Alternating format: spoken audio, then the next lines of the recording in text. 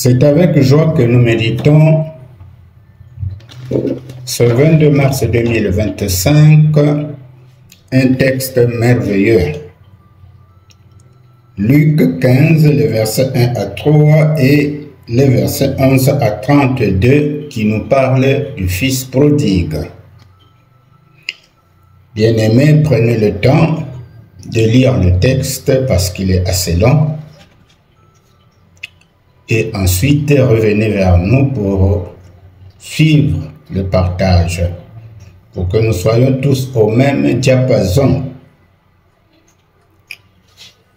Alors, Luc seul conserve donc cette parabole du Fils prodigue. Le chapitre 15 de Luc nous présente trois paraboles sur la repentance.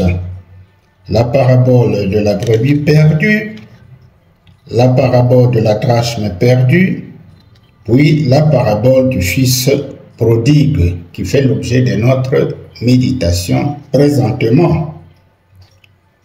Dans la parabole de l'enfant prodigue qui fait l'objet justement de notre méditation, trois choses nous interpellent. La première, c'est l'activité de l'amour du Père envers le pécheur qui a suivi son propre chemin. La deuxième, la manière dont Dieu révélé comme Père le reçoit. Et la troisième, la joie de ce même Père à accueillir le pécheur.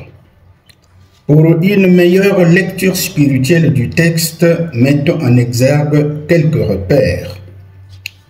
Le premier repère, loin de la maison, autrement dit, loin de Dieu. Alors Jésus raconte l'histoire d'un fils cadet qui prend sa part de l'héritage et qui la dissipe dans un pays lointain. Le fils dit en lui-même, « Maintenant je suis libre de faire ce que je veux. Je n'ai plus à obéir à mon père. » Combien d'enfants aujourd'hui dilapident-ils la fortune de leur père, disant prendre la part de leur héritage pour jouir de la vie, et sont dans l'incapacité de se repentir? Malheureusement, c'est devenu monnaie courante dans nos sociétés modernes.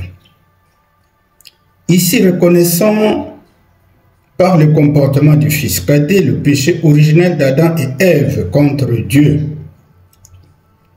c'est-à-dire la désobéissance et la rébellion.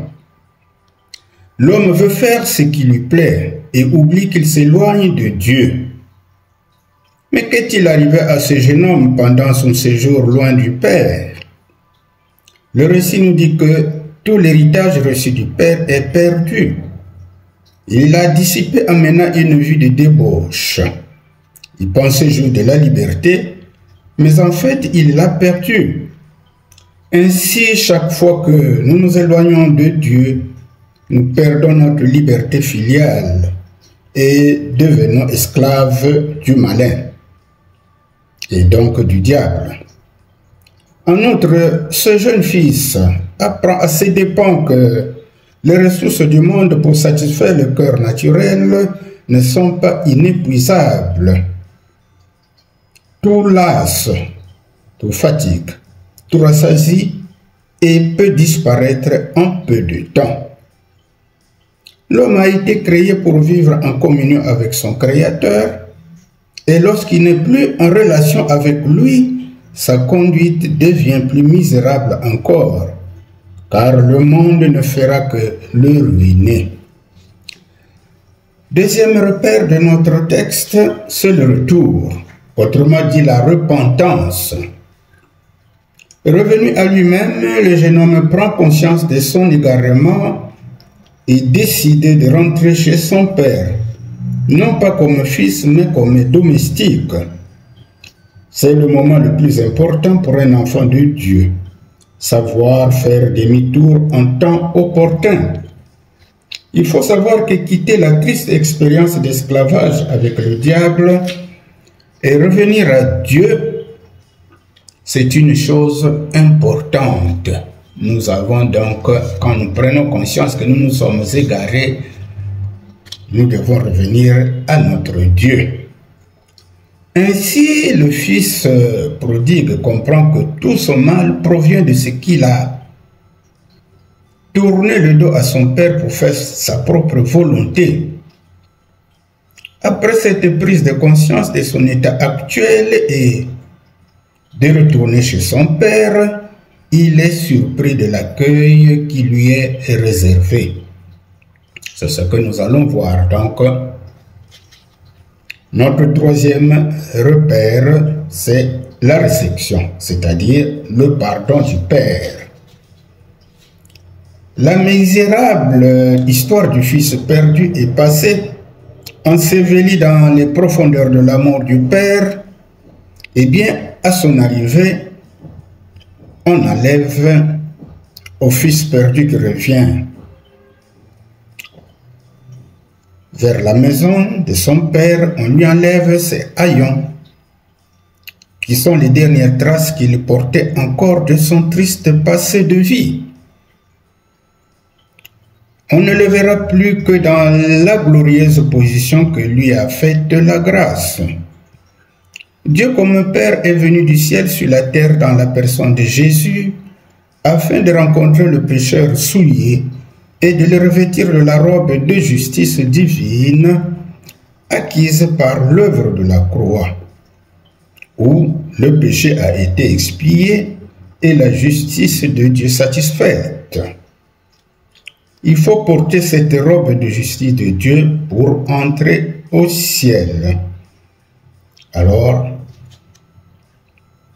passons au quatrième repère, le festin, c'est-à-dire la joie dans le ciel.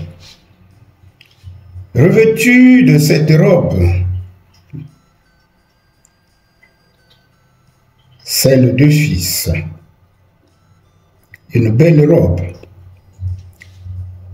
l'anneau au doigt, signe de l'alliance, les sandales aux pieds, ce qu'il faut pour la marche. Le fils est introduit dans la maison. Dans une joie sans pareille, c'est le festin. Tous se réjouissent. Mais une chose nous interpelle le plus dans ce récit, c'est la joie du Père. Le Père apprécie à sa juste valeur le retour de son fils perdu, tout en communiant cette joie à toute la maison. Et voilà, c'est ce qui arrive quand nous nous repentons. C'est une joie dans le ciel. Alors, cinquième repère, le frère aîné. Eh bien, nous allons constater que le frère aîné n'est pas content de ce que le petit, le cadet revienne dans la maison parce qu'il pense qu'il a gaspillé son héritage et qu'il n'avait plus rien à gagner dans les biens de son père. Eh bien, alors le frère aîné, nous allons lui demander de quitter le régime de la loi pour entrer dans le régime de la grâce. Certainement, nombreux d'entre nous se comportent comme ce frère aîné, si pareil cas arrivait dans notre famille. Eh bien, dans Luc 15, verset 2, donc le chapitre où nous sommes, les pharisiens et les scribes s'indignent du bon accueil que Jésus fait aux collecteurs d'impôts qui viennent pour écouter son enseignement, car ceux-ci étaient méprisés par eux, par les pharisiens et les scribes, mais aussi par une partie du peuple à cause de leurs vices. Alors le fils aîné ne semble pas comprendre pourquoi son père peut accorder tant d'amour à son cadet qui vient de dissiper sa part d'héritage et revient dans la maison familiale où il n'a plus rien à réclamer, comme nous venions de le dire. Mais par cet extrait de ce texte sur ce point précis de l'attitude du fils aîné, Jésus veut nous apprendre que la grâce de Dieu appartient à tous. Tous ceux qui se repentent, fussent-ils criminels, voleurs, prostituées, et que sais-je. En suivant donc le cheminement du récit de l'enfant prodigue, on peut tirer quelques enseignements comme quoi la repentance se fait en 3 étapes intimement liées. Lesquelles? La première étape, reconnaître son péché.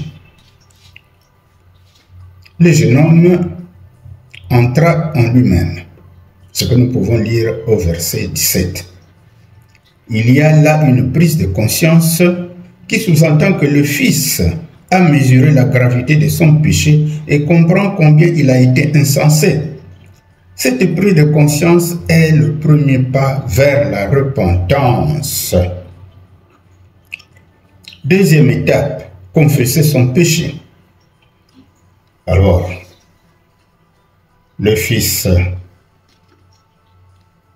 perdu se rend compte qu'il a péché contre le ciel et envers son Père.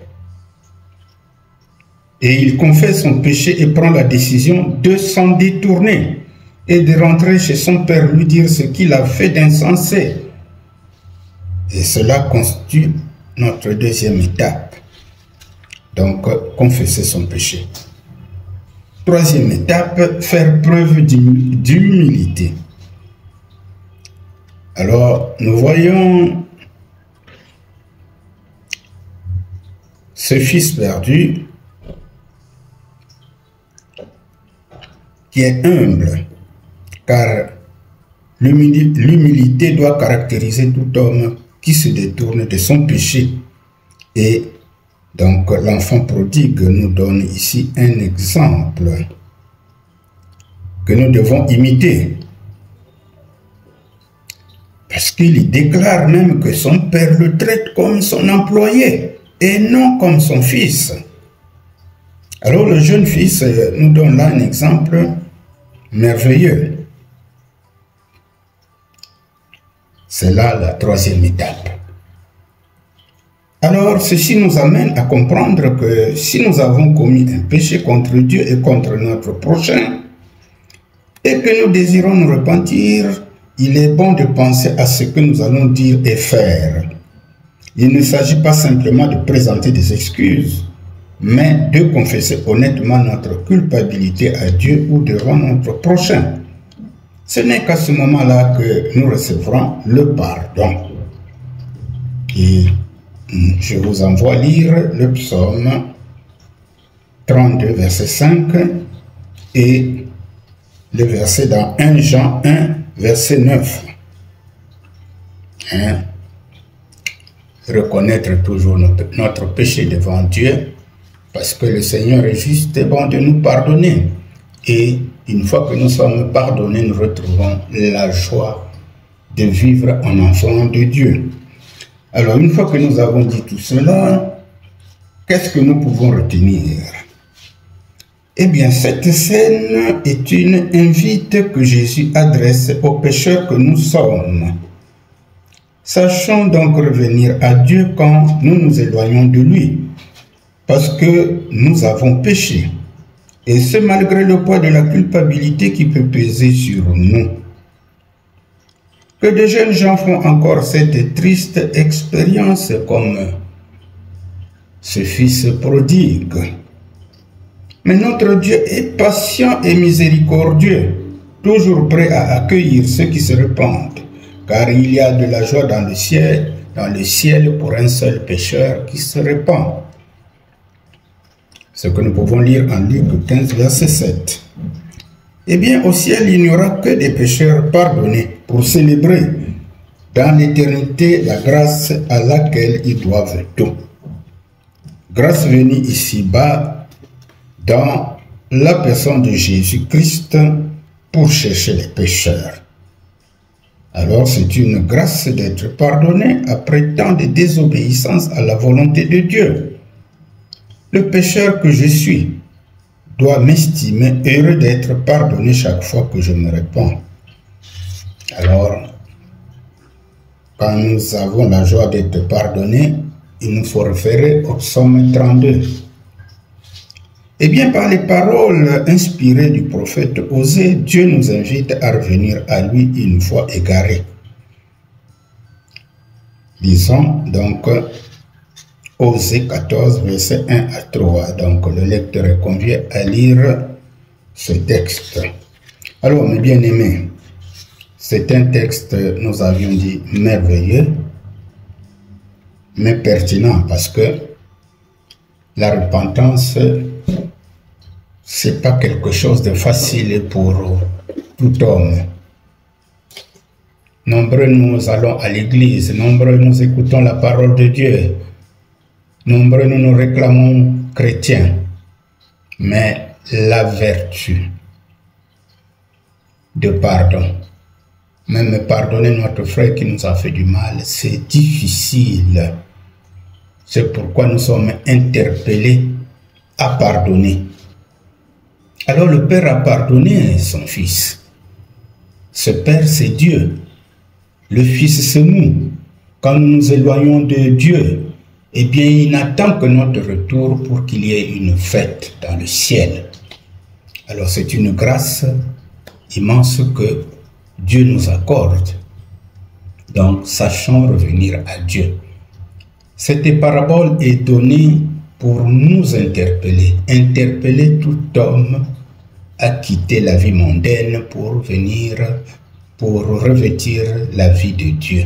C'est cette vie de Dieu qui nous amène vers lui et à vivre dans l'éternité de félicité après notre mort. Merci, partagez, likez et abonnez-vous pour que nous continuions à partager la parole de Dieu chaque jour. Chaque jour que nous avons le souffle de vie, nous devons méditer et partager la parole de Dieu. Que Dieu vous bénisse.